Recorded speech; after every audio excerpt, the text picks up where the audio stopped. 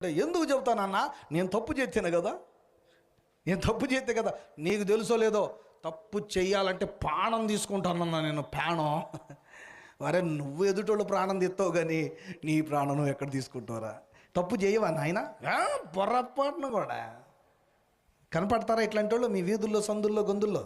కనపడరా? మీ ఇంట్లోనే ఉంటారు రోజు. ఇంట్లో అంటే మీ పక్క మీ అత్త మీ అమ్మ కాదు, నువ్వే పక్క వాళ్ళ గురించి ఆలోచిస్తావు. అదే మానుకో. ఇది ఇంకొకటి చెప్తాను చూడండి. 5వ సంగతి, నువ్వు పరలోక రాజ్యంలో ఉంటే త్యాగం చేయడానికి అలవాటు పడతావు. యేసయ్య చెప్పాడు, నువ్వు దేవుని రాజ్యంలో ఉంటే నీ దగ్గర 2 అంగీలు ఉంటే అమ్మ ఏం చేయాలి చెప్పండి? నీ 2 అంగీలు ఉంటే అమ్మ 2 అంగీలు ఉంటే పక్కోడికి ఒకటి అంటే అర్థం ఏంటి? ఒక ఆయన అంటాడు, బైబిల్ చెప్తుందిరా, నీ దగ్గర 2 అంగీలు ఉంటే ఒక అంగీ పక్కోళ్ళకి ఏమందంటే, అన్న నువ్వు చెబితే నమ్మో, నేను ఎప్పుడు అంగీ కట్టుకోలేదన్న, లుంగీ తప్ప అంటున్నాడు వాడు. వారి నీ పాసు గోల. అంగీ అంటే అప్పుడేదో వాళ్ళకు ఉదాహరణ కోసం అంగీ అని చెప్పాడు. వాళ్ళు వేసుకునేది ఏంటండి? అంగీ. ఇక్కడ నువ్వు వేసుకుంటుంది ఏంటి? చొక్కా. అర్థమైందా?